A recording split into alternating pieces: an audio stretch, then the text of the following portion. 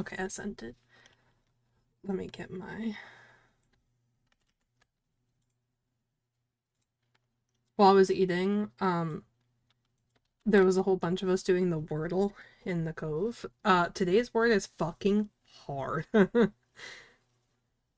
It's cacti.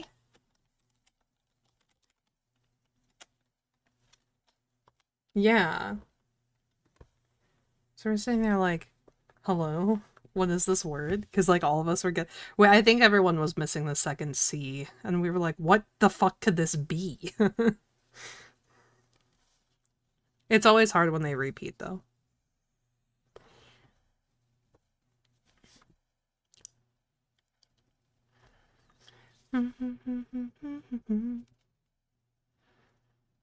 So you're starting Christmas movies tonight?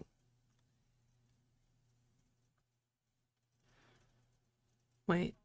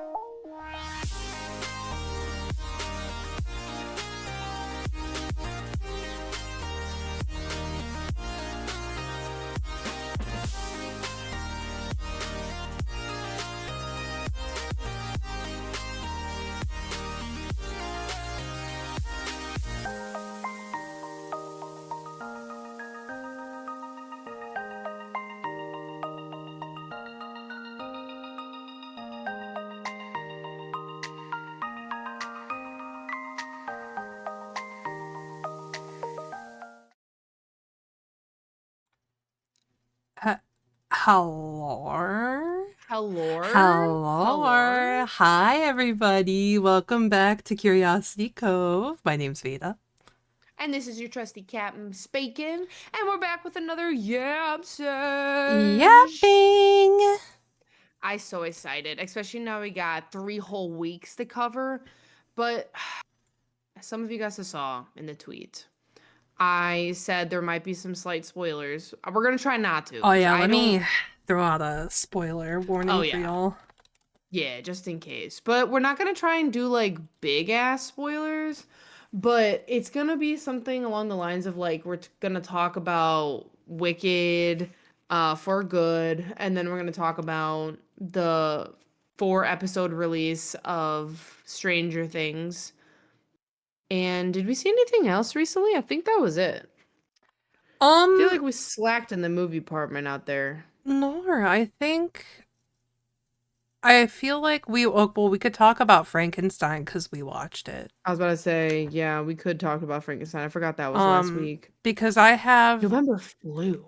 I have, you son of a bitch. We started, not you, but me. I I'm was like, talking to myself. wait. No, I'm talking to myself. I started talking to you and then I did bracket and fucking squiggly. What is it called? The Not the tilde, but the thing that you shift Oh, I tilde. don't know what that's called. Whatever it is. Sometimes I do that as like my brackets, but I did one and then the other because I was too busy yapping with you. It's okay. Whoopsies. That's my personality in typing. um but yeah, I have solidified like more thoughts and then I have like a throwback movie that I watched that it shall lead into this elusive book talk episode we've been talking about. But I want to talk about it because I just rewatched a movie and ooh, it's rough. Yeah, yeah. Okay. Heard you. But Yeah. how's your day going? Um, it's been awful. I Oh. okay, so first of all, I was telling you this beforehand, but because of my final for school, which great, class is done now, so whatever. But this final kept me up last night until almost 4 in the morning. And then I had to wake up at 6:30 for work. I then had to shovel my car out of the driveway. I then had to drive to work on the slowest roads ever. I then was almost late to work, but had to get gas. So I got in with like a minute to spare. Oh my Then God. I walk in and I don't have a computer and I'm like, what's happening? And my coworker looks at me and says, "Oh, they're getting you a laptop because I had a tower, but they're trying to switch everybody to like laptops." And I said, "Oh, fuck yeah, I'll work from home." Then I'm told I'm not going to get to work from home because the computer can't be set up for VPN. So then I'm like, okay, sick, still getting a laptop, more desk space, sure, whatever. Yeah. Then my computer doesn't work. And then they have to get me a new computer, which used to be the training computer. So I have to set everything. I set everything up on this laptop. It crashed. They couldn't get it to turn back on. So then I had to go and set everything up again. I did not start working until 1. And I was just forced to sit there and wait. And I got so sleepy because I had been up like all night. And what made it worse was our IT guy. I went and I knocked on his office door. Motherfucker was asleep. You know how jealous I was? You know how jealous I Yeah. was? I So was then, like, you're why you living my yeah. So then I dream. sat there and then the rest of my day I had to do so one of the things that I'm in charge of cuz I do a little bit of everything is every month we do like an inventory report where we basically just value what's in our shop. And Mm. keep track of like the amount, like value dollar amount of materials we have on the floor. So I went to go do that, and man, it's easy, but it's like so tedious and mundane. So I didn't get to start that until like noon. That took me all the way to 1:30, which is past my lunchtime. I debated if I was even going to take my lunch because I just had so much to do, but I took it. And then when I got back from lunch, my coworker looks at me and she's like, "Yeah, so there's some drama going down." And then my bitch ass gets in trouble because I'm Oh, part of a department that fucked up, but I didn't fuck up. But like, But because you're like a part yes, of it, guilty by you association, bitch. Yeah. that's really icky, I won't So lie. that was my day. And then on the drive home, my brother calls me and listen, I am not innocent in this. I have also been guilty, but we've been pushing off cleaning ever since Thanksgiving because we had a whole bunch of people over and then we had to clean up that mess. And so we just didn't want to do like our deep cleaning or anything over the weekend. So we tried to push it to Sunday and then we didn't do it Sunday. Also, we didn't take out trash Sunday. So we just complete pieces of shit, I guess. And Mhm. then Monday came around and I was like, well, I have the day off, so I'll clean during the day. And my brother was like, yeah, I can help you out after I get off. And then we didn't do that. So he calls me on We my way home didn't from do. work. I mean, I fell asleep. I fucked up my sleep schedule on Monday. That was when I woke up at like 11:30 at night and I was like, fuck me. And so I was like, okay, well, I guess I'll just be chilling here then. Mhm. And my brother uh he calls me and he says, well, why don't we do it today when you get home? And I said, okay, hell yeah. I come home, motherfucker's asleep. He won't wake up. I can't get him to wake up. He's just snoring like hell on the couch right now. You tried to wake him up how many times? I was like, Connor, Connor, Connor, Connor, Donnie, Connor, Don, Connor, because he goes by both names. And then I tried pushing him, and then I threw Nelson on top of him. Nothing. Man's Oh out. my god. He's fucking out. No way. Yeah, so that's been my day. So I sat on the couch and I cried a little, and then I played a mobile game that is like one of those really shitty, like ads after every level, like really badly made, probably AI, like mobile games. I downloaded one and I played it, and every time the level was over, I just exited the app and then started it and did a new level. And then before the podcast, I just deleted it. So it's been a day. That sounds like a Yeah. fucking trip. Yeah, tomorrow's a new one though. Let's go. Um how was yours? Um, well, I can't top that. I wouldn't want you It was to. fine. I kind of was just chilling most of the day at work. It wasn't busy at all. Like I was done with all my junk by like Hmm. no, it would probably be at like 11 o'clock. Then I was just doing a Hmm. whole bunch of cleaning and like busy work. And then I got sent home early. So then I got a shit ton of groceries to last me probably to the end of the year, I won't lie. Really? Like I normally prep cut everything instead of Yeah. like do what are they Do you called? have a sous vide? Um what? Do you have a sous vide? What's a sous vide? Sous vide is like so like a tub. Okay, I'm about to change your life if this is something that you can actually use. A sous vide is like a water cooker. So what it's great for is if you want to portion out and pre-cook like meat. So my brother does this a lot with chicken, right? Like he'll get like a huge like wholesale pack of chicken breast.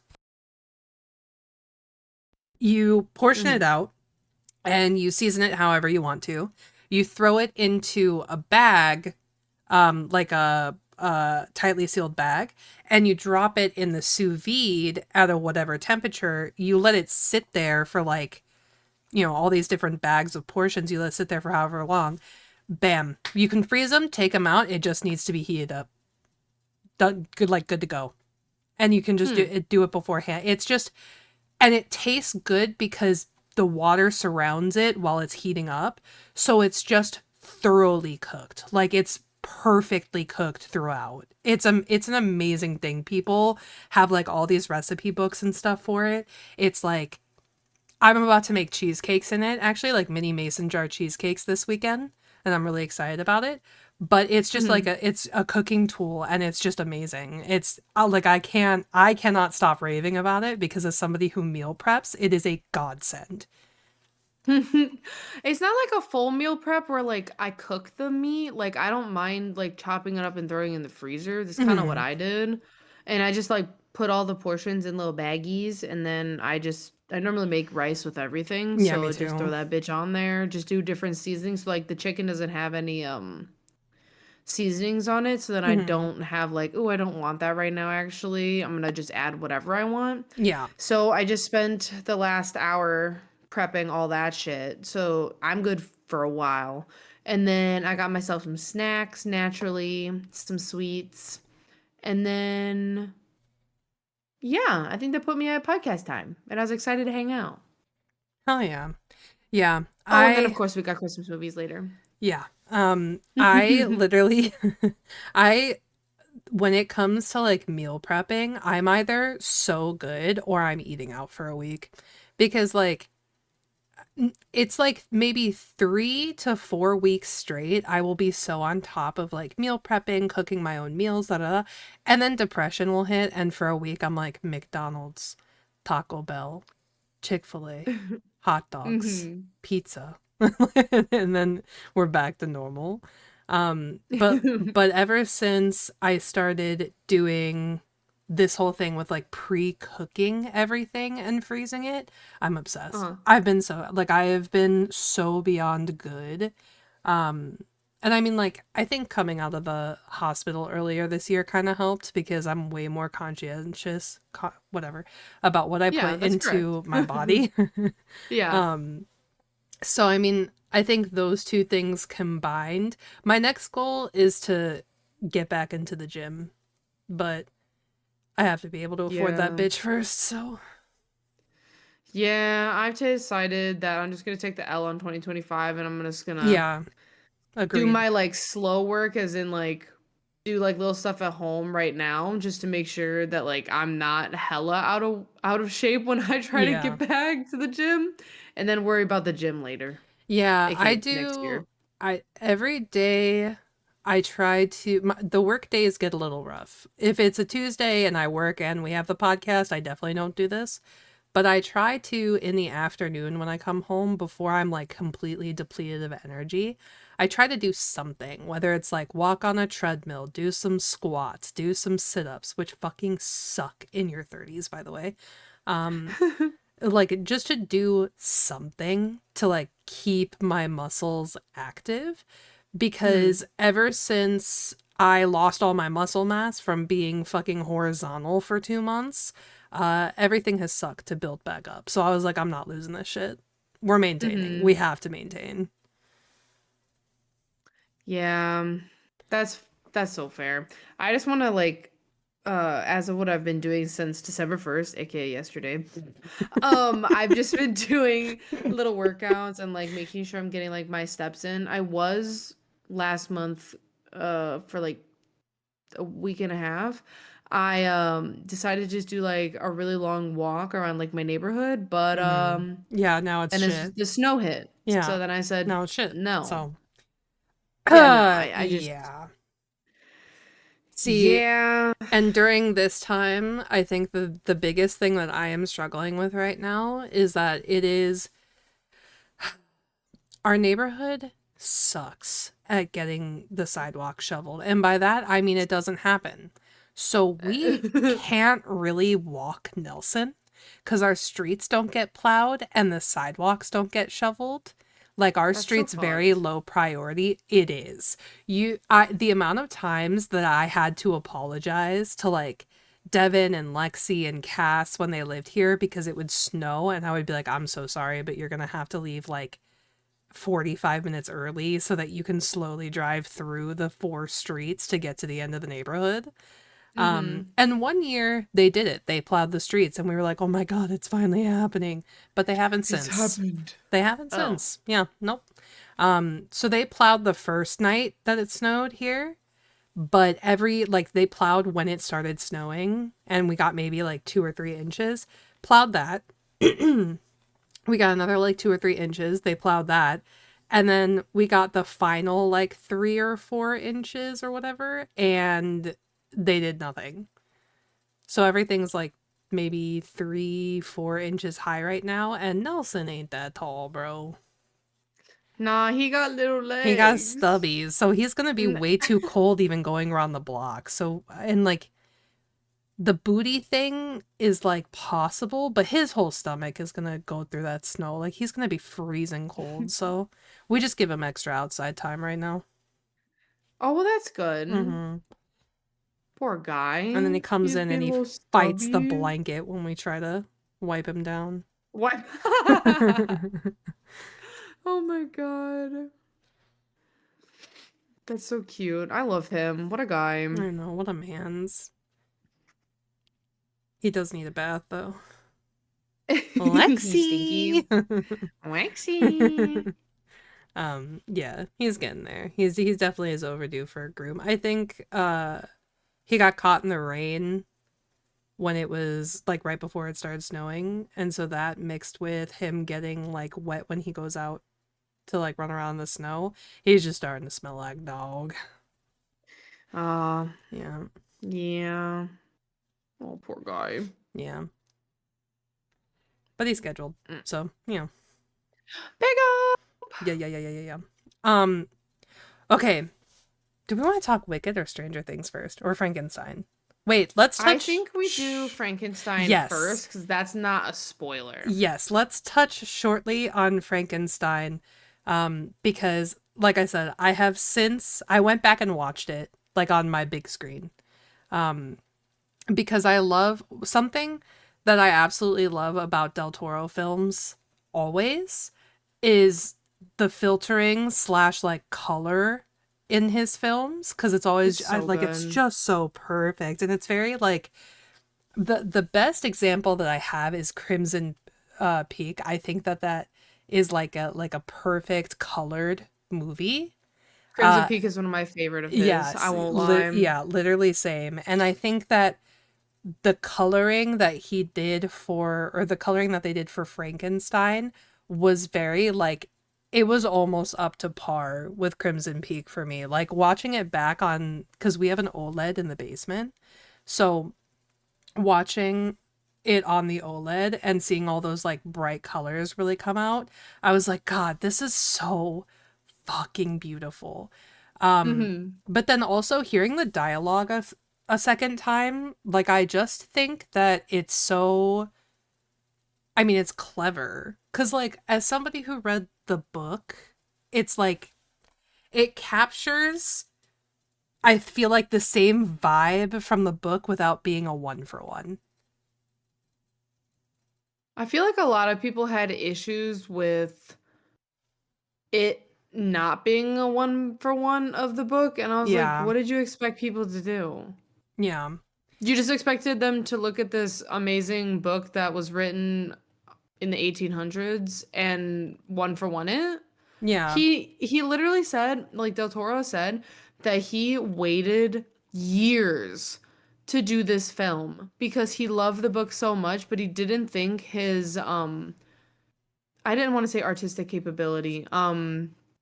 His movie capabilities were up to snuff to give it the recognition it deserves. Yeah. Well, I also just think that like people tend to, when you have something like this where you have a director who's known for like for his artistic direction in movies, and you Mm, have a movie based off of a very classic book, people build such high expectations from the director. And it's like, yeah. dude, he's artistic and you're expecting him to follow a script. Like he's not going to do that. It's Del Toro. Like he's going to put his own twist on it because that is what Del Toro does. Look at his movie about Wendigos. None of that shit was like what the folklore actually says. It was his twist on it. And people were Mm-hmm. so angry at Antlers because of that. I liked Antlers. I thought it was okay. Not my favorite, but like I didn't have any complaints. Exactly. Like I'm not like head over heels about it, and I'm not like I don't openly just be like, you know what's a movie we should watch? This one. But it's at Mhm. least like a good watch. Like I'll sit there and watch it again if I want to. But Mhm. it wasn't like Crimson Peak level or Frankenstein level. Like I'll rewatch those over and over. Hmm. I did learn one of the things that I looked up afterwards because you know I am a salute for color theory. Of course, of So course. I looked up the key colors of the film and like what they are said to represent. Some of this is like expert opinion. Some of this is like collective internet opinion. Mm-hmm. However, when I looked this up before I watched it and then formed like my own opinions about how I interpret it afterwards. So it seems to me that red is overall like a symbol, given what the color actually means and how it was used in the film. I think it's a symbol Mm-hmm. of like Victor's fascination and passion of like creation and life and death and like the circle of life and all of this stuff. So I think red appears a lot around him in like his childhood with like early fascination and like his like obviously because red is the color of blood and everything, that has somewhat to do with it. But red is so heavily associated with him early on. And then you have like what is often seen as the combatant color, which is blue, super associated with the creature. So I think that's really, really sick because those are usually two very opposing colors and it's used in a lot of films to build tension. Mm-hmm. So having that be between Victor and Frankenstein, like it, it makes sense. Um, and uh I know a lot of people said green was connected to Elizabeth because of purity, which I can see, but I also can't see. I mean, like, I would associate specifically white with her for innocence, but maybe that's just me. Um, Mm-hmm. and then yellow, there was a guy on Reddit who said yellow is um, meant to be like an energizing and more subtle cue for how it's linked to like the battery of life or the creature's existence or whatever. So there's a lot of Mm-hmm. like, I guess, things in the background or like elements that you'll see the creature interact with that have like a yellow tinge or have like kind of like a yellow filter in the background. So all of that was really cool to learn about because then when I watched it, I was like, oh, I can see it. Yeah, well, I mean, the sun is like the number one thing with that part for sure. Yeah, absolutely it is. I But don't know yeah. if I see blue per se. I mean, his skin tone's like the blue white, but like he doesn't wear blue. If you look at like the way that the scenes are when it's him though, so like take for instance his entire time with like the really kind old man or whatever, all of that has like blue undertone in the scenes. Like the way Okay, that they so did the just like setting the and stuff. undertone Yeah, type so beat. I think that's what people were going for and when I watch it, I can see it, but like keep in mind none of this is coming from Del Toro himself. So it's, Well, I mean, after the film that you watched it again, did you watch him break down the film? Like, uh there's like the whole like narration from him on Netflix. oh, wait, like a commentary? Yeah, Oh, it's a 45 nor? minute thing, I think. Wait, that's so fun. I'll have to watch it. Yeah, and there's like they talked to Oscar Isaac, Jacob Elordi, and Mia Goth about it too. Wait, that's so fun. Yeah. It Okay, like it yeah. should normally typically autoplay right after the film. I only watched like the beginning of it so far. I still haven't gone back to see it. Yeah, I'll have to. That might be like a work thing that I do because a lot of the time I like to put shit like that on at work so I can just like listen and Yeah. like kind of tune out the fucking bullshit around me. Um, Hmm. okay, I'm looking at still frames from the film and yeah, this makes sense because there's like scenes where Oscar Isaac is surrounded by like, dead soldiers who are wearing red. So I see the red for sure. Hmm. Also with his mom, Like I mean that's like a big one. Elizabeth, the first time that she and Victor meet is in blue, Yes. which I guess Which the costume designer for that dress just got nominated. Mm. as they should. It is a As they stunning fucking should. dress. And I dig the feathers in the hair, I won't lie. I really do. I really do. It's so pretty.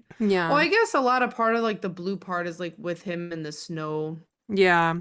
Very true. Because I was going to say, I'm looking at these still frames, and I honestly, more than anything, I would associate, truthfully, I think the yellow sticks more than the blue does to me. I don't know. I'll have to, like, go actually dissect it one day. Because my second Yeah. watch through it, it was more like, I want to see this on big screen, so pretty. Yeah, it's so pretty. I love it. But yeah, I don't know. I really liked it. I think they did a really good job. As somebody who read Frankenstein young and then reread it as an adult, it does not change my opinions of it at all. I think it was a great movie. Hell yeah. I'm still waiting for my goddamn book because the freaking delivery thing it said, yeah, we had to cancel that. And I was like, Oh. but you didn't even let me know. So like then I had to I have it reordered again. So I'm waiting for that. It'll hopefully come before Christmas because it's my treat to myself and I'm dying to read it. I'm pissed. Are I now understand. Okay, so if you when you inevitably watch it again, look at like how white looks around the creature. All of it has blue undertone. I think that's where people were getting Yeah. it from, for sure. Yeah. It's just the undertones.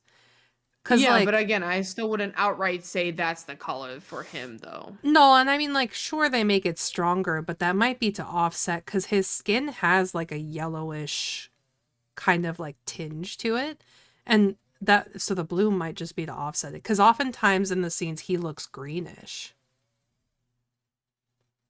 Oh, I think he looks white gray. Maybe even slight undertone of purple, Fuck, am I more personally. colorblind now?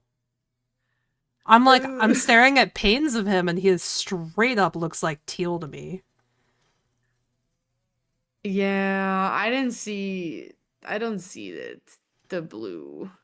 Unless he's like, you know, when he comes fresh out the freaking This is wrappings, I think then I would agree with that. But like later, like with development, which probably is like a symbolism of like development of character, but he doesn't really have that bluish tone later. yeah. Well, and I think the blues, like I said, I think they might have just been like to offset the paleness of him. Um, Mm-hmm. because it makes it way more dramatic when there's like a tinge of color. So like I see a lot of scenes where he's like it looks like they have filters of like green and oh there was yellow behind him and Victor at the end too. Yeah, I'm gonna have to like do this again and like really pay attention to like what colors are where and what filters are used where Mm-hmm. if I want to get really artsy about it. But I have changed my mind. I think I like the beginning better than I like the end. I think the backstory, like lore-ish part, is so good. I like part two.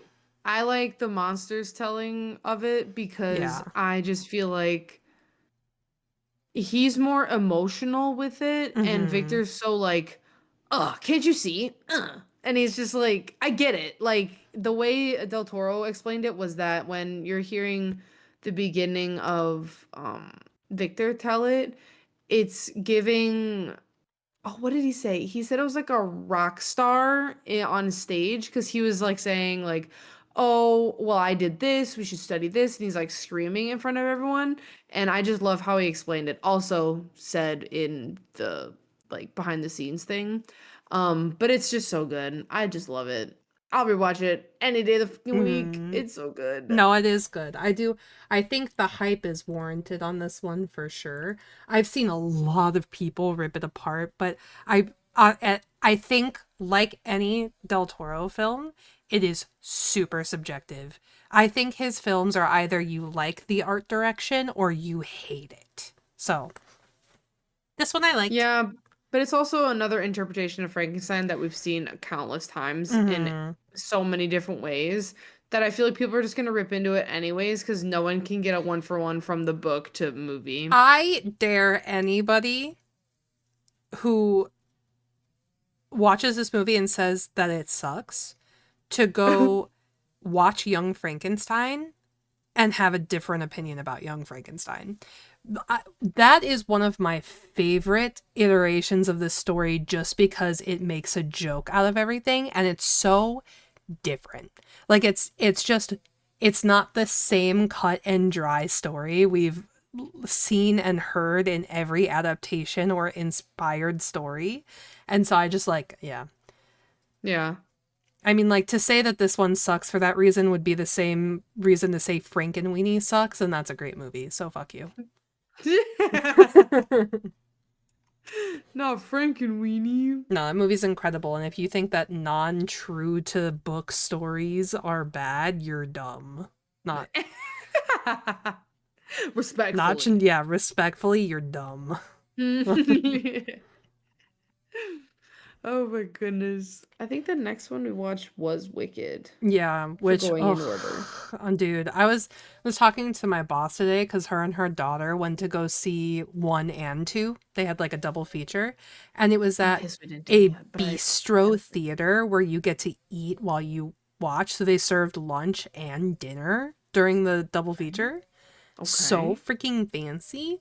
Okay. So me and her were talking about that, and dude, she she was like, I hadn't seen part 1 yet, so I saw all of it in one go. And I was like, okay, and she's like, yeah, I just don't get it. I was like, hmm, You just don't get what? hmm. Um, The hype? I was like the musical part? Or she's like, no, I don't get the story. And I was like, you have seen Dude. The Wizard of Oz, right? And she was like, maybe like 40 years ago. And I was like, Oh okay. my god, Um, that's literally I why. was like, you should go watch The Wizard of Oz and everything will make such perfect sense. And she was like, well, this movie came out before Wizard of Oz? Or like, is this a remake? I was like, no, no, no. This fills in the holes of The Wizard of Oz. Um, Mm-hmm. and she was like, oh.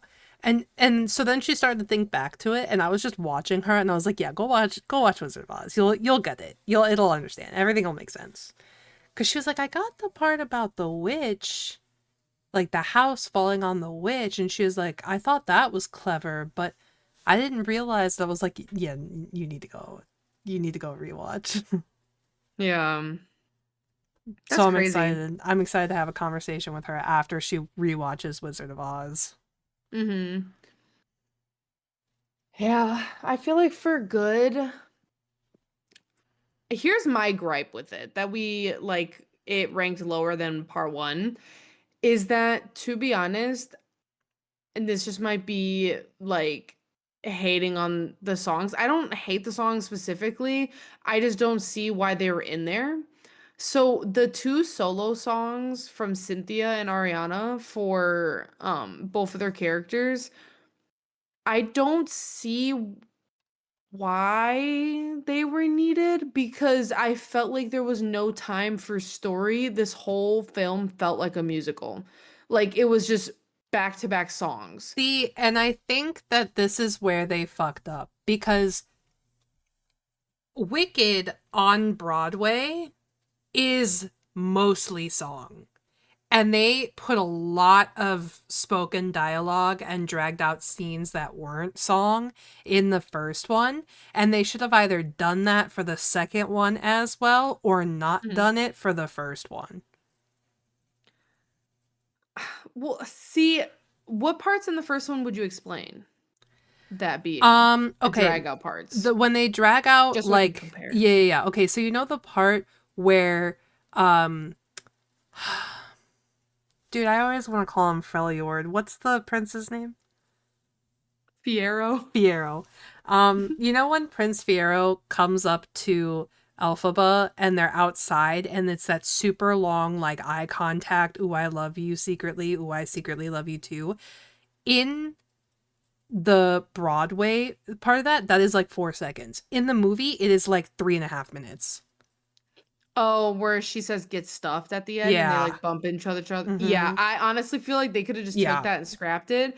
But I do like the quick bump in if they just kept it quick, Right. literally, and then just got to him entering the school. I don't think anyone would have been none the The wiser. scene where I'm trying to remember, I've only seen Wicked done on a small scale, so I can't attest to like big name original cast Broadway or anything.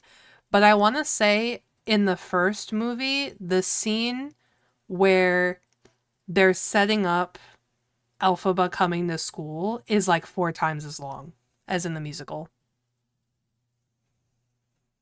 Oh, like the whole beginning of like meeting Nessa and then Yes, her and then like her like holding floating in the her in the air and air and yeah, like the all music that. in the beginning, the year old the shiz, the whole jazz.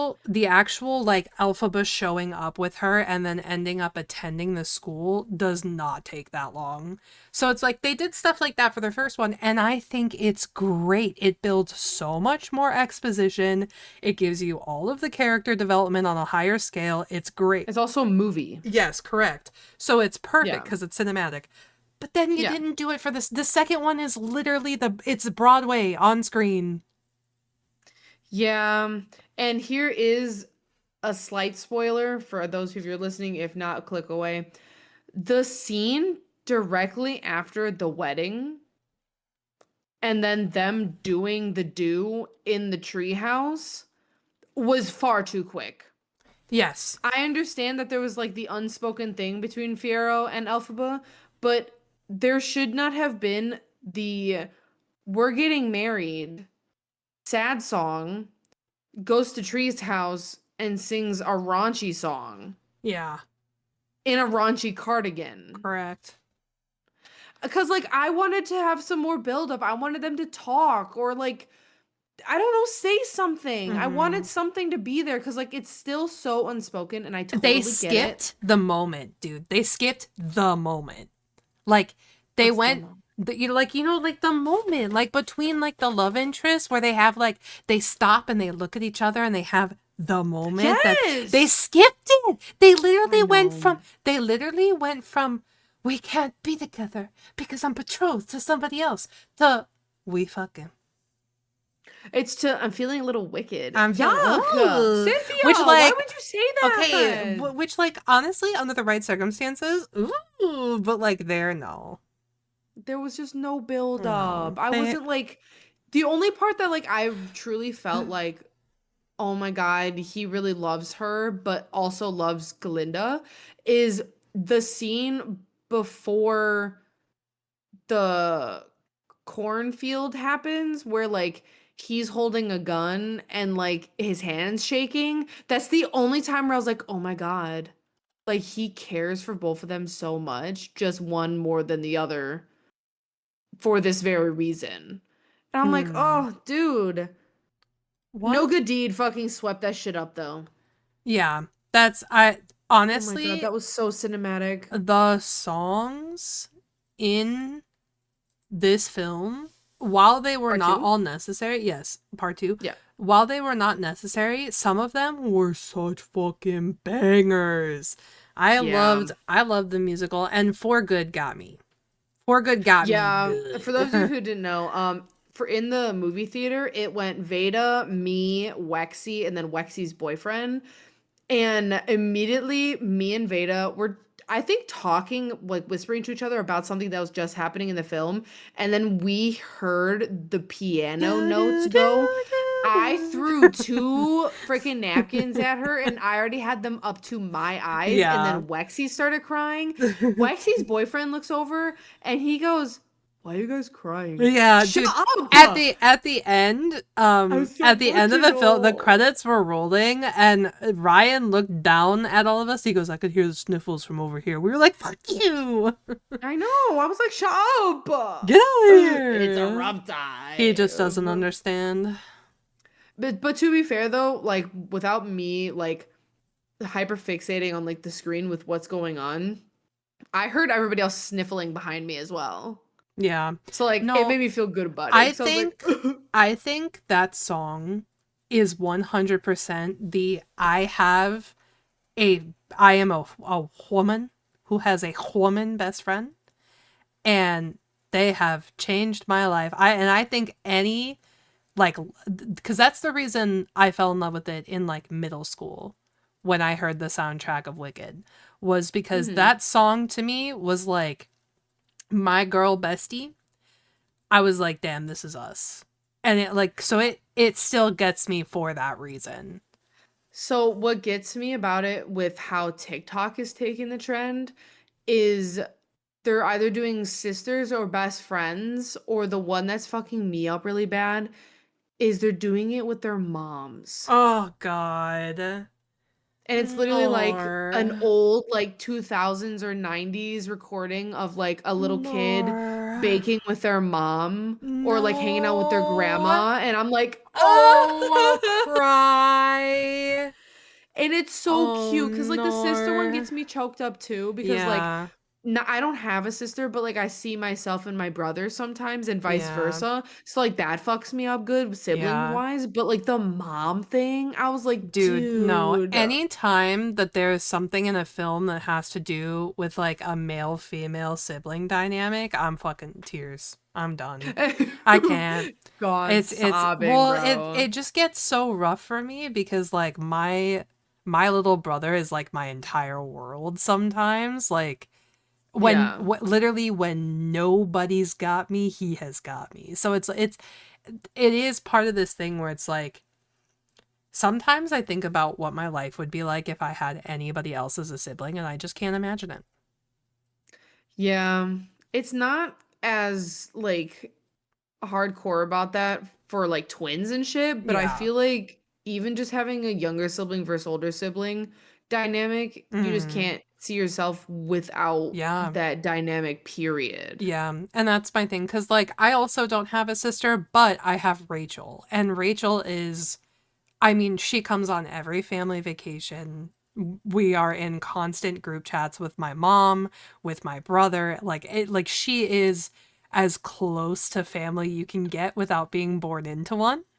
And she's been like Mhm. that since we were 14. So it is Mhm. very much like it does very much feel like we are sisters, and we do not correct people when they think that we are because it's just how it feels. And so Yeah. I get that song between me and a lot of my girlfriends makes sense to me. And so I think that's why it's so emotional for me, is just because like I can't say that I would be the person I am today if I didn't know Rachel, if I didn't know Lexi, if I didn't know you, if I didn't know Maddie. You know what I mean? Like Yeah. that I think that there are and like that's why the song gets me, because there are lyrics in there that are my whole philosophy, that people come into your life to teach you something. That's been my Mhm. philosophy since I was 13 years old. It's still my philosophy today. So it fucking gets me because I think it speaks volumes to friendship or any Yeah. relationship, I guess. I never really thought about it from the perspective of like a mom and daughter, but I mean it does make sense. Mhm. Like I wasn't thinking about it that way either before the film, and then like cuz I didn't have any previous knowledge of like the Wicked songs except for the majority of the part 1 ones. I had Wait, no idea about the part really? 2s. No, part 2 was a whole like surprise for me. But you knew For Good, right? No. What? Oh my god. Okay, I did not realize that that would be your first time like experiencing For Good. Well, I guess you Yeah. watched the Emmy performance or whatever, right? Or whatever I the award show did. was. Well, yeah, it was just a Wicked premiere, and so seeing that was my first time. And then obviously like hearing the bits and pieces on TikTok were my Mhm. first times. But that was the Yeah. first full rendition of like the lyrics and the totality of the scene Yeah. was in the movie theaters on opening I night. watched that performance, by the way, bald. Yeah, all Bald. four of them Yep, singing. bald. Yeah. That harmony that they hit for the bridge, bald. Yeah. I could not do it. It was so good. Yeah. But yeah, honestly, all in all, I would say Wicked Part 1 is definitely better, but Part 2 is Oh yeah. so worth the watch. I do not regret seeing it in theaters at all. I don't either.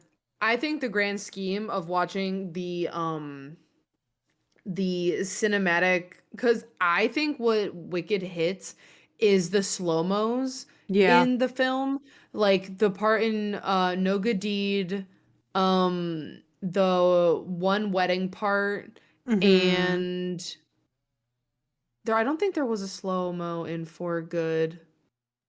Oh no, there was the ending part. But Mm-hmm. in For Good though, I found out that the scene with the door, I'm not going into Yeah. any further than that, was all technically unscripted. Oh, really? They said that they were just gonna like end it with like, oh, well, I'm gonna go now, shut, Yeah. and then have her run away. But they wanted something more emotional with it, and then the three words were also unscripted. Oh, Yeah, I thought that was so freaking cute. yeah, that is really cute. Yeah. I also like how they tied in part of the first film with the second film at the end there. I loved it. I was like, oh, so that's who that was. Gasp. That shit was Yeah. so funny. It's so funny. Okay, so Matt the Fed texted me and he said, "You've seen Wicked." And I said, "Yes." And it was so matter of factly, not like a question. He was like, "You've seen it." Um, and I said, "Yes." And he goes, "Is Ryan Reynolds the fucking scarecrow? And have Yeah. you have you seen this internet debate over whether or not they got Ryan Reynolds to come in to play the scarecrow?" So I saw that it's so dumb and I hate them for this. They released the guy who played Scarecrow when it wasn't an up close of Jonathan Bailey. Mhm. It's another guy who looks Yeah. similar to him. Yeah, but in the makeup he looks like Ryan Reynolds. Oh yeah, I said that So instantaneously when yeah. he fucking turned and I said, Yeah. "Dude, So me and Matt were sitting here, we were sharing pictures of Ryan Reynolds and Jonathan Bailey trying to see if we saw similar bone structure or something to oh make my sense of it. god." And then I was like, To see if he I looked up, I said, "Oh, it's a different dude."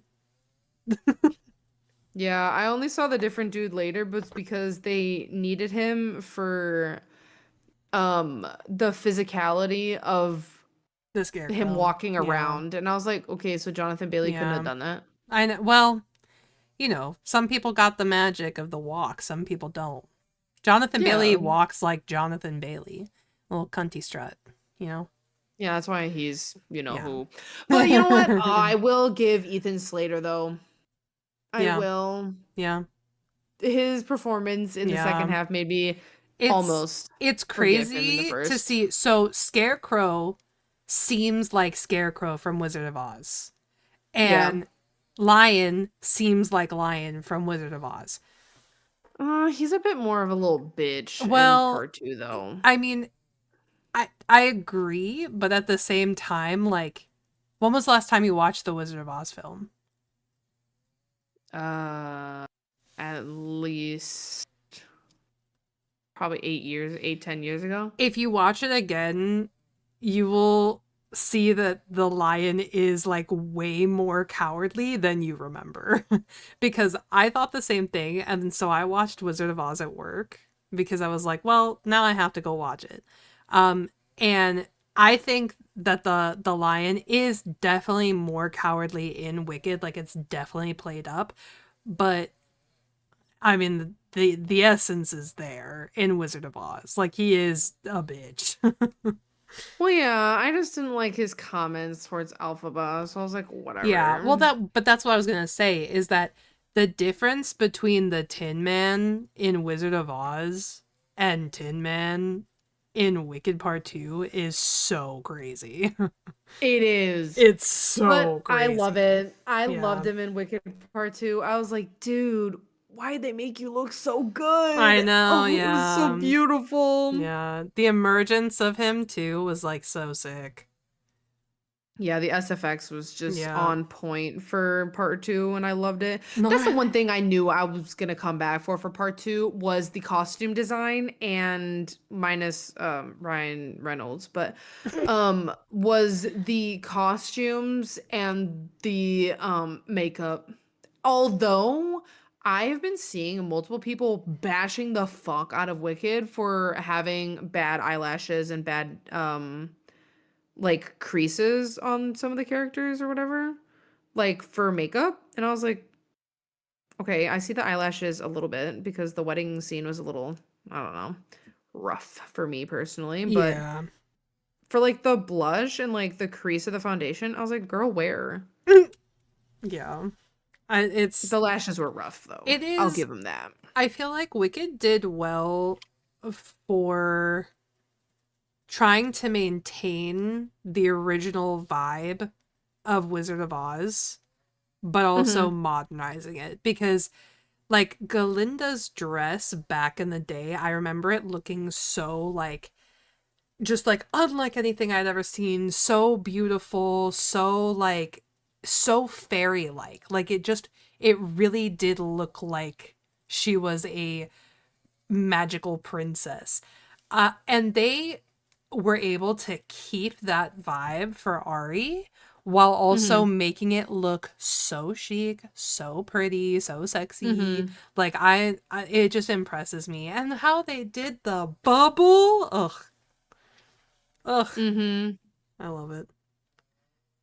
I just, they did it so good. And I just feel like they also added the song The Girl in the Bubble. Like, listening to Mm-hmm. that again later, Yeah, that song hits me a little bit. yeah, But I'm also standing on the side that, like, I don't think it needed to be in the film.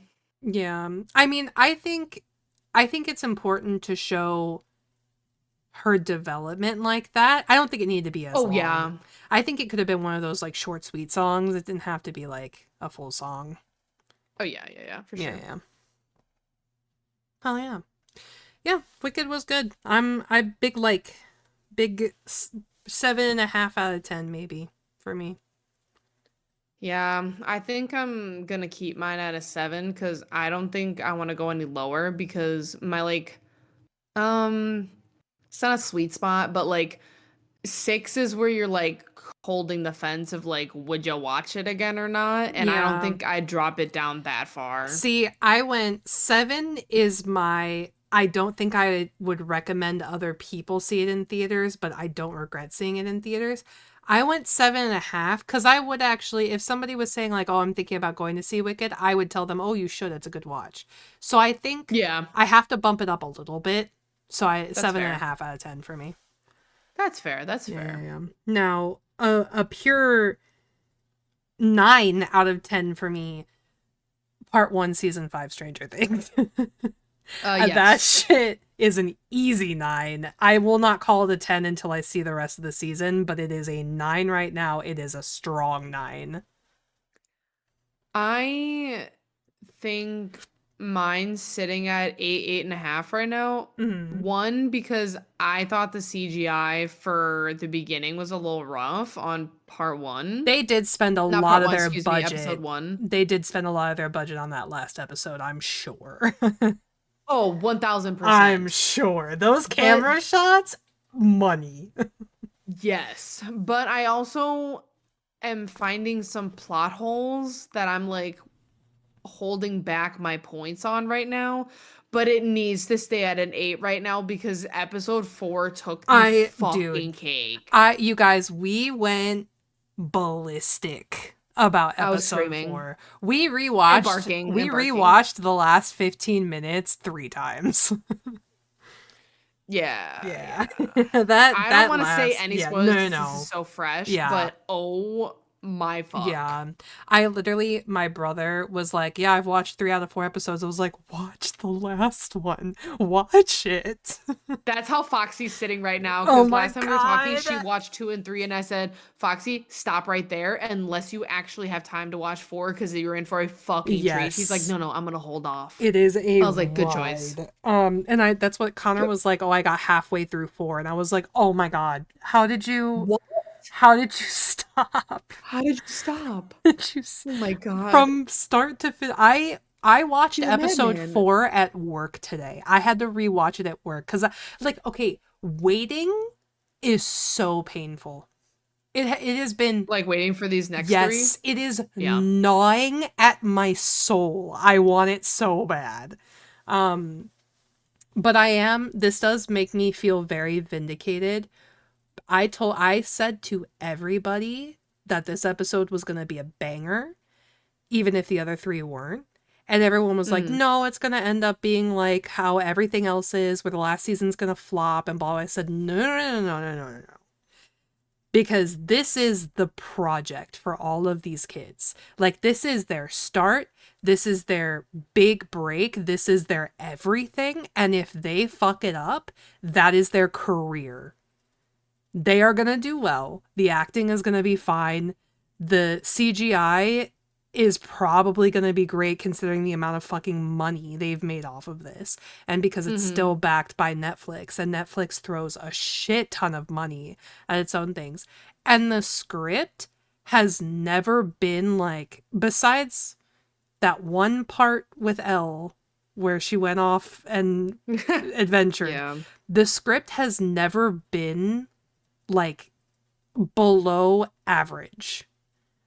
No. And every single time they're saying that they got renewed for another season, I know damn fucking well bits of the season prior are going to either be explained or elaborated on in the following season. Yes, So I've exactly. never been wanting more Yes, than they are willing to give me. half of the time that I've said they still haven't explained this, it has come back. And like even in episode 4 this time around, we got something where we're like, oh god, everything makes sense now. So I mean, like, it's one of those things where it's like every question I ever have is eventually answered. I'm sure at the end there will be a question or two because it is inevitable. It is so hard to have a show span this long with this intricate amount of like characters and story arcs and everything and resolve all of them perfectly. It's inevitable. So you have to give some slack there because it is going to probably happen. If it doesn't, I will be so flabbergasted. I will call this my favorite show of all time. If the ending goes well or just in general? If they wrap up every plot perfectly, like if they answer every unanswered question throughout the entire show and they leave no plot holes, I will call it my favorite show of all time. Do I have an opposing one? My Yeah. opposing one would have been Game of Thrones, but they ruined that. So, Dude, I don't think I will ever. I'm late to the party on Game of Thrones, but I don't think I will ever let them live down the last 2 seasons. okay, you have no idea. I joined in season 3, okay? I was also late. Damn. Yes. You got to see the peak of season 4? Oh my god, I'm so Yes. jealous. Waiting, That's my boy right there. waiting week by week for that was a pain in my ass, by the way. Yeah, I was dating a guy who was super into it, and season 3 had just finished, so he took me through it before season 4 came out. And I watched season 4 with him, like, when it came out. And then from that point on, I think I watched it either with my brother or with Lexi. And when season 6 and... wait, is it 7 or 8 seasons? 7 and 8? 6 and 7? I think it's 8. It's 7 and 6, 8 7. that got trashed. When 7 and 8 came out, I remember we had been waiting years. It was so hype. It was finally happening because everybody was speculating what season 7 would be like because this was fresh, right? No books could tell you what was going to happen. And they had changed such subtle things that we were like, well, anything could happen. They could bring back this character that they didn't use in this particular part of the story that they already covered, and it could be a whole brand new thing. They could do this. And then everybody had their theories, and everyone kind of put 2 and 2 together about one of like the biggest plots that was left unexplained before season 7. So we were all like, I mean, everybody was crazy about this show. 7 came out, and it was, okay, whatever. And I think most people held on to the hope that season 8 was going to be really, really good. And that's why season 7 suffered because they were focusing on the last season. So we were like, we gave them the benefit of the doubt. And then that fucking battle episode where we spent an hour in the dark came out and all hope was gone. All hope was lost. It's probably one of the worst scenes I will ever say about that fucking show. Do you know the story of us having a watch party for that? No. We had like 9 people come over to Lexi and her ex's apartment And we were all going to watch together. We were so excited. Everybody was like on the edge of their seats. We were like, it's finally happening. We're getting the battle we've always wanted. It's going to be incredible. We're going to see everything, come to a head here. It's going to just be the most incredible thing. And I am going to refrain from spoilers because there are people who, if you are going to go through Game of Thrones this late, you deserve to not have this spoiled for you. Suffer for yourself. But that scene came on and all 9 of us are sitting on the couch completely silent. And then I think it was either Lexi or one of our friends who broke the silence and said, does anyone see anything? And so her ex went up to the screen and tried to up the brightness so we could see Stop! something. You're Yes! fucking joking. No, we literally, because we were like, oh, maybe it's the TV because it's like a really nice TV. Maybe it's just like, a little too dark. And he ups the brightness and it just goes from complete darkness to complete gray. And we were like, oh, so did they mess up? Did they fuck up what happened? And yeah, that's it. Nope. It was just really bad. It was just really, really bad. And I don't know who watched that and said, yeah, let's release it like this, but Jesus Christ. And the fact that they never went back and fixed it, like they left it like that. Yeah, I think that's one of the biggest downfalls. It's one thing to release it as such, but then it's another thing for you to possibly hear the complaints and then not like go back in and re-edit it. Dead Because like ass. it obviously took a lot of money to set up that whole stunt. Dead ass. Yeah, I can't believe that they did that. I can't believe that show ended the way it did. It's, to this day, it's one of the worst things that has ever happened to me. Just like loving that show for so long and waiting so many years and obsessing over it. And I have a map of Westeros and Essos on my wall, and I got my parents gifts related to the show because we all loved it. And then we watched that last season together, and my parents went, "What the fuck is this?" I said, "I don't know. You cannot ask me because I have no idea. I don't know what they did. I have no idea why they ended it like this." And it was just like the decisions they made at the end on where everyone's going, like, oh, God. Yeah. The only fucking person I liked at the end of that was Sansa. The only one. That's so funny because I hate her. Oh, no, I love hate her. Sansa as a character. I adore her, and she's got the best story in the entire show. I will die on the hill. Yeah. I'll give you that. No, she overcame, I think, probably the worst thing that could have, like, I'm biased too because I read the books. So they go way more in depth. What happened between her and Ramsay also happened between her and Joffrey and other men. That was her whole life. That's why she got broken so fast. So for her to overcome all that and throw it back like that and start using the people that were trying to use her and then end up where she ended, I was like, bitch, you are actually the queen. And she became the Queen of the North, so, Queen of the North! Queen of the motherfucking North! Yeah, I understand why people dislike Sansa, but regardless of your opinion of her, you cannot deny the fact that they would not have won anything if it weren't for her. Oh, 1,000%. Yeah, she's, regardless of if you think that she's like, because I know a lot of people think that she's like a very like stuck up, like attention seeking, like snooty little bitch. I totally see how that can be portrayed in the show, but like when you know what happens to her in the books and everything, it's a little easier to give her some slack on the way that she acts, because like her upbringing, like, I mean, the Stark upbringing in general, not that great. Like, it seems really great, and yes, they came from loving parents, but like the world around them still sucks. Like their parents' Yeah. love wasn't enough to heal everything going on around them, all the expectations and everything that their people expected from them as children.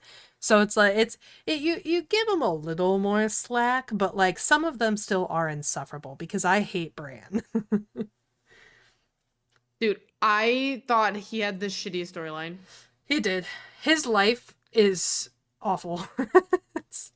I Yeah. can't I like to be stuck in a path that you don't want and then to have to accept it because you have to accept it because you know everything is crazy. That sucks. That's the Aaron Yeager shit. Yeah. I feel like Aaron was crazier though. No, Aaron was smarter. He found I a way also out of agree it. with that. Yeah. He found a way out of it. He Bran in Game of Thrones did not solve shit. He just knew everything. He didn't help Yeah, but he anyone. He also didn't didn't help do anything. anybody. You know, like he didn't do anything. He just knew everything. That's why I'm so pissed about the way it ended because like what the fuck do you mean? He didn't do anything. Yeah. And It's then he like just got to sit in his little it's chair. like knowing you'll get a promotion so you just don't work. It's crazy. Insane. That is crazy. Oh, I could rant about this forever. So, um, Oh, 1000%. there is one last thing I want to talk about, because I have a question for you, and then maybe a suggestion to add to our list of things to watch. Have you ever seen Mortal Instruments City of Bones? Is it the moving cities thing? It's not Mortal moving cities. Instruments. It's about, okay, it's Jamie Campbell Bower, Lily Collins, and some other people. And Lily Collins Yes, I've is seen this. okay. I I rewatched will it. rewatch it though. Okay, we should rewatch it and we should laugh at it because I rewatched it the other day. Does not hold up at all. It's No, so it's bad. extremely bad, It's but he's so hot, terrible. so. But yeah, Jamie Campbell Bowers just to the way he talks in it, I'm so in. I'm so, but like I was watching it, I think I was watching it with with Kika. And it got to the scene where they're in like the little garden and they were about to kiss and then it gets ruined and so he like brings her down and then kisses her and I'm like, "Oh god, it's so cringe." How I fangirled over this when it happened in theaters. Why did I like this? But it was the Twilight effect where it was like at the time you're like mystical beings in love with me. Yeah. Yeah, there's a reason But that. just Jamie Campbell Bower Oh, but though. he's so fine. Did you see the cute little thing of him singing to his girlfriend for her birthday? Oh No. my god, I'm in love with him. He's so precious. He got her a little birthday cake and he lit the candles and he just comes over and he sings to her in the video. It's just so cute. He's so cute. Oh, I love him. Yeah, He's sweet so he's bean. so sweet. Sweet, sweet bean. He's on the same level for me as Bill Skarsgård with incredibly scary in the stuff that they play, but like so wholesome outside of it. Like so cute and Mm-hmm. precious and wholesome outside of it. Cause you look at Skarsgård as Pennywise, and you're like, God, you are nasty. But then you look at him as a human and you're like, I love every part of you. God, you're nasty, God, you but are nasty. God, you're amazing. I have loved him since I was a child, so he's got a special place in my heart. All the Skarsgårds do. I think they're an incredible family of actors. Oh yeah, I love watching. I don't know which one it is. I think it's Alex. Hold on, I need to look up the movie. Oh, I can't spell it. Mm, It is. It's Alexander Skarsgård. He plays in The Legend of Tarzan. He plays Tarzan, and I love Uh him. yeah. I have a bit I'm a big fan of Bill. Have you ever seen Hemlock Grove?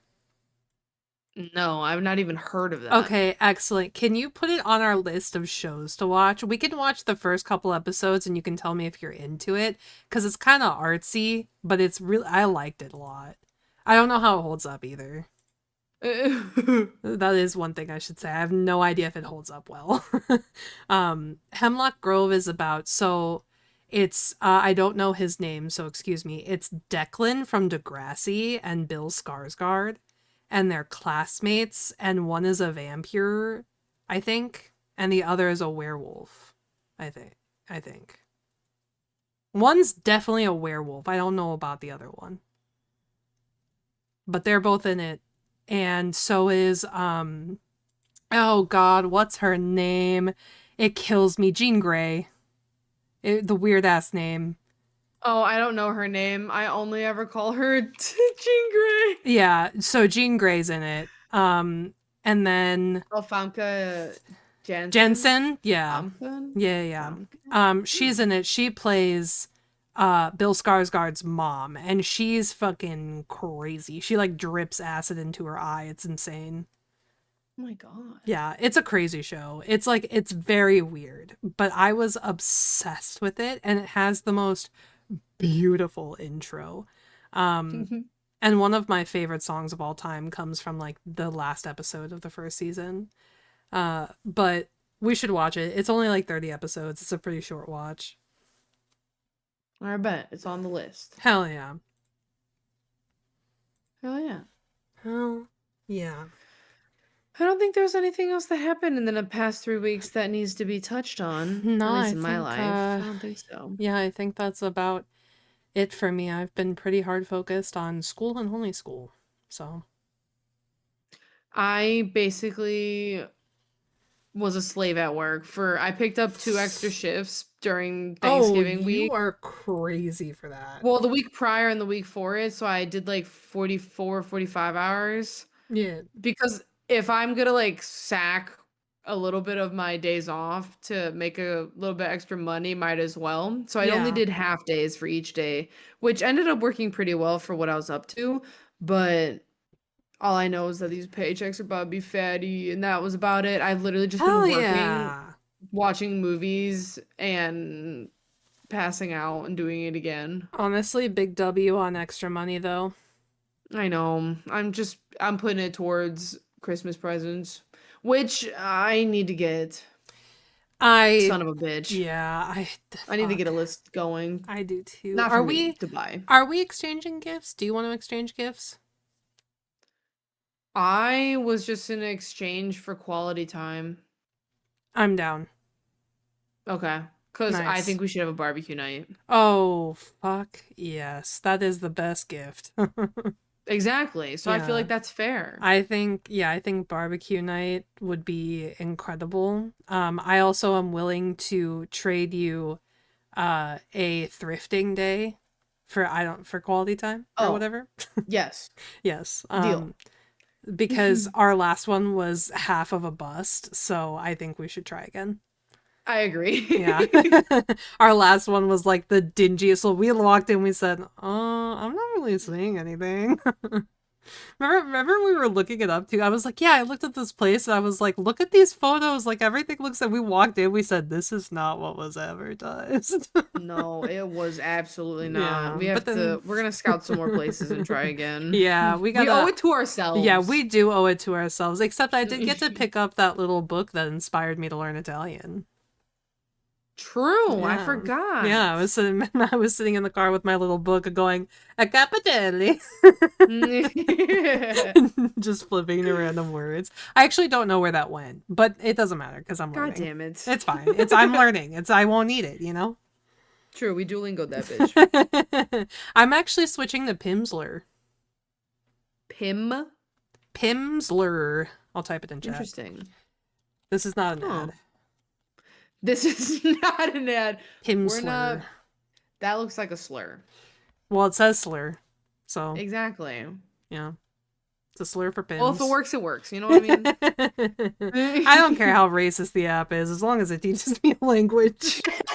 I don't know if we should say that. I'm just kidding. I'm just kidding. Shit, fuck, that's funny as hell. No, it's oh my goodness. I Before think we get too slap happy, Coveys, holy shit. Yeah. If anybody is interested though and is a Duolingo user, Pimsleur does not use AI like Duolingo does. That's the reason I'm switching. Oh, Duolingo does use AI? Duolingo has replaced their like voice people, or like basically they AI voice all of the stuff now. And so like Damn. they're switching to more like listen and repeat and audio stuff, which when they do the audio stuff and they use AI, it eliminates all of the jobs. So I'm assuming at some point they will be predominantly like an audio based learning tool rather than like a type what you hear or whatever. And because of that, like I think they're eliminating people altogether. So no bueno. Oh my god. Yeah. Damn. We don't support The AI owl switching. died and it went to shit. Yeah, exactly. So Pimsleur for the win. True. Can't say the word, but back it up. Jesus Christ. Okay, Cubbies. Remember, Cubbies, to keep it real, but keep it curious. Goodbye.